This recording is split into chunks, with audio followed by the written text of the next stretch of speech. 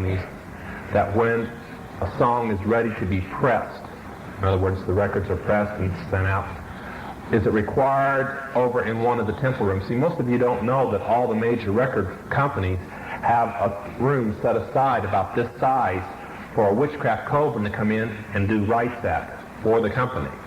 I said, is it still required for the coven to come in and perform a spell over the music so that people will buy it? They said, oh yes. Now the reason for rock music is not to make money. The Illuminati doesn't need money. They got probably 99.9% of the money in the world. They don't need money. What they want with rock music is the same reason that they've created the jewelry I'll be talking about in a moment. And that is to weaken your Christian life. Now, when a record is done, the priest of that coven ordered demons to follow, one demon to follow every rock record that comes off of that master copy. Now, if you don't think it's done, too bad. I want you to stop and ask yourself, what strong Christian, what soul-winning Christian do you know that plays rock music? I've made the statement many times in my meetings. You show me a strong Christian, and don't come up and tell me you're a strong Christian, you got the rock music, because I'll set you down and we'll go over your life. I've never met one. There isn't any. Only weak Christians listen to rock music. By the way, only weak Christians listen to Jesus rock music also. Now, I know a little story about Jesus rock, as we're talking about infiltration. I was in Phoenix on a guest speaking tour. I was living in San Antonio. I was there on a function at one of the Grand Druid meetings. In fact, it was an extremely important meeting that was taking place that was discussing the destruction of Jerry Falwell's church. Oh yeah, all the big churches are discussed one time or the other. And when we were there, I was given a check that was made out on the Lords of London Bank in London. That's where it originated. It was actually made out on the Chase Manhattan Bank here, but it was funds from that bank. It was stamped on it. And it was to be delivered to a Reverend Chuck Smith, Costa Mesa, California. Now, old Chucky, he had started out with and started a thing called the Jesus People. That's really where it got started with him. And the occult got very upset. The Illuminati was extremely upset because ministers were standing up and preaching against rock music, and the kids were burning their music. Now, they just couldn't stand the idea that these demons weren't in Christians' homes and affecting Christians' lives. And they couldn't understand. It was puzzling me how the Christians found out about this. We thought we were so carefully had it hidden that we couldn't understand why Christian ministers were preaching against rock, since they didn't know the real reason. But something inside ministers across the country was saying this is wrong. So how do you get these demons, these same demons, into people's hands if they're not going to play the rock? You make it Christian. Standard term in the Illuminati is you can't beat them, join them. So this $4 million check was the second $4 million this man had received in a 2-year period. And with it he built Maranatha Productions. And Maranatha Productions started what we call today Jesus Rock. Now, watch out. I'm going to give you a little warning. The Illuminati just bought the biggest Christian record and music company in the United States and probably in the world about a year ago. And already we're seeing a change in the music. They bought Word Ministries in Texas. RCA bought them up. And RCA belongs to the Illuminati. And they've already brought out a company called Myrrh. Okay? And Myrrh's emblem is the ruins of Stonehenge. That's one of the strongest witchcraft sites. That would be, for a witch to go to Stonehenge would be like a Christian to go to Bethlehem. It's that holy of a place in the occult. And they mark their records. And one particular witch we can't stand that a lot of Christians have in their home, we enjoy burning her records as much as we enjoy burning the Beatles, and that's Honey Tree. And she sings for them. Now, we know many of these people because they started out in rock music, and they were ordered over into the Christian rock. So if I can get you Christian rock music, that's almost as fun as getting your rock music. Now, the other thing that I want to say before we get back to politics a second is this. 5 years ago, I could stand in a meeting and say, this is how you tell a witch, by their jewelry, and these are the symbols. I can't do that today because the Christians are wearing the same jewelry. Now, most people don't know the significance of an inanimate object when its creation was ordered by the devil. Now, I don't think anybody here doubts that the Word of God was ordered by the Holy Spirit through man. Well, certain writings and certain pieces of jewelry were ordered by the devil through occult people.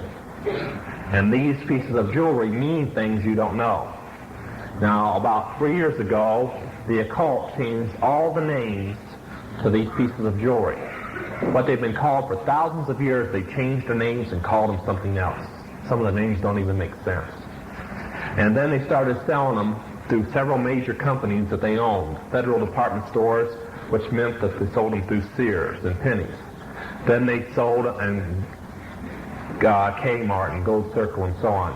Then they sold them through Standard Oil store, Montgomery Ward's.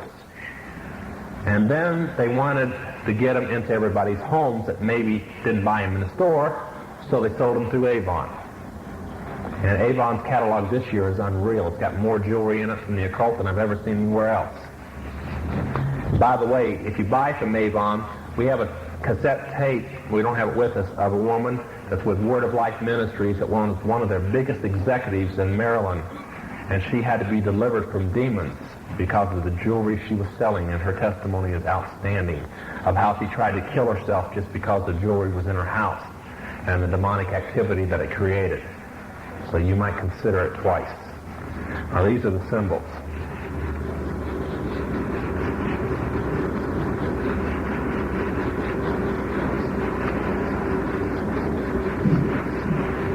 I know I'm drawing them upside down again, but you'll get the message, I think. You know, we're drawing them over there. Let me go over here.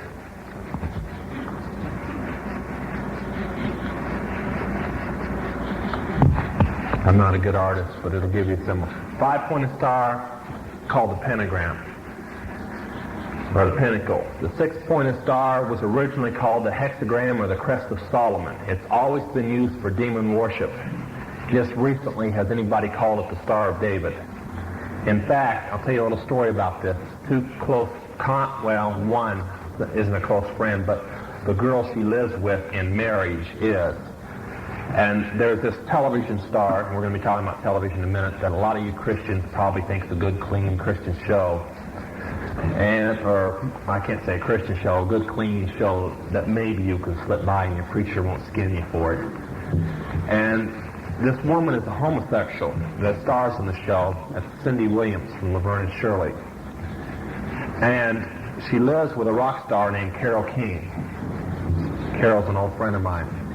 And Cindy thought it was not fair that homosexuals weren't allowed to be ministers in witchcraft, that they could only be church members. So they started their own brotherhood. And they adopted the hexagram inside the circle. This means demonic possession in the occult. Boy, she hit it right on the button. They are probably the two worst things, homosexuals and witches. The next one, and you'll see on many television stars, is the moon and the 5-pointed star. It means you are an ordained priest or priestess of witchcraft. And I've seen many television stars lately wearing this on TV. That's because you're not supposed to know what it means. Now, last one, as I said, I'm not a good artist, is the Ankh. And now calling it the Cross of Life. They like to change the names of things. Now, this is what it means. Don't come up and tell me it means a Christian symbol. I came out of the occult. They created that thing. I know what it means. It's not a Christian cross. In fact, it came from Egypt thousands of years before Christ ever walked the earth in a form of a human body. It means that you despise virginity, that you practice orgies, that you worship the sun god Ra, which is the Egyptian name for Lucifer, and that you believe in reincarnation, which means you don't believe in hell and you don't believe in heaven.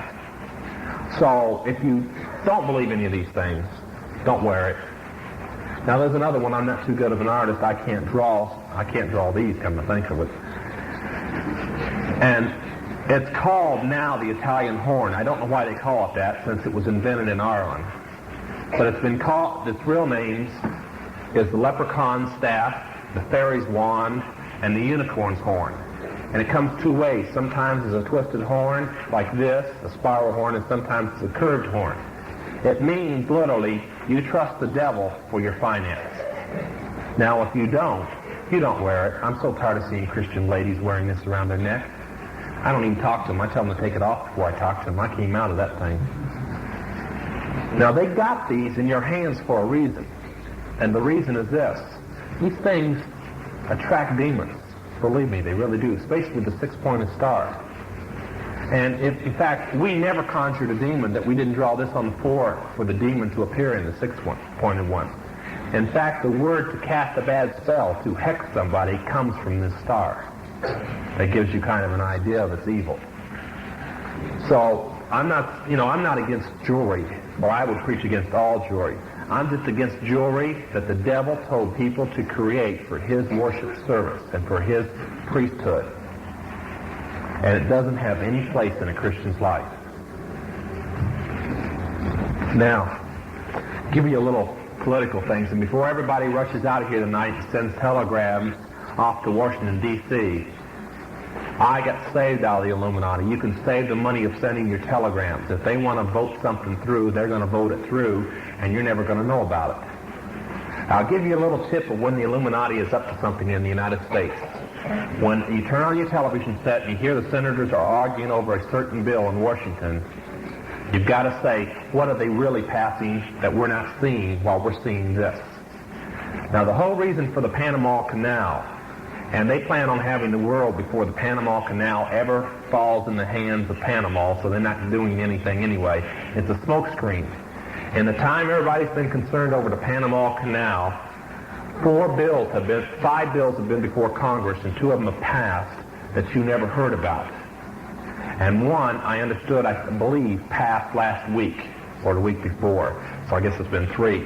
The one that just passed is called House Bill 41. Beautiful little thing. It states in House Bill 41 that if your church is not a member of a denomination of the World Council of Churches or the National Council of Churches, that you could lose your tax status. You must go through an investigation and a court hearing. Unless, and there's a little side thing, unless you have a membership of 500 of joining members of your church. So I think you're safe here, but a lot of churches aren't. Next, anybody that gives to a Christian organization separate from a member of a denomination of the National Council of Churches, there exists in this whole bill, the name of the people who give to them that claim tax deduction, name, address, phone number, and work address is to be printed in every post office in the United States for everybody to look at. Now, you may not think that's important, but I came out of a radical organization that's dying to find out who's spending money in the enemy camp and would love to pay you a very unfriendly visit when something comes flying through your window some night. That goes boom, you know. So this bill is very important, and it just got passed. Of course, you never heard about it. It's the bills you don't hear about that you have to worry about. There's one up for vote now that just came out of committee. It was voted down 8 years ago, and therefore some of you may know about it. But the president that we have now has considered it a necessary bill, so he's been pushing it. It's called the Genocide Act. Anybody ever heard of the Genocide Act? A few of you.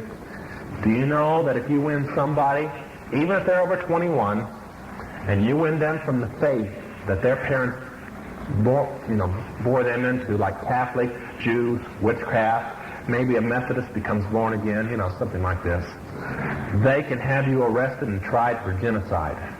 And you can serve time in federal penitentiary for it if this law is passed. And it's going to get passed.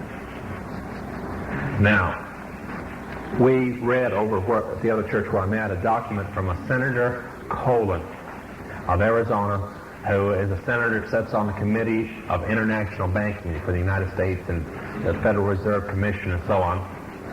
And this letter was written in April of 1976. It said that at that moment,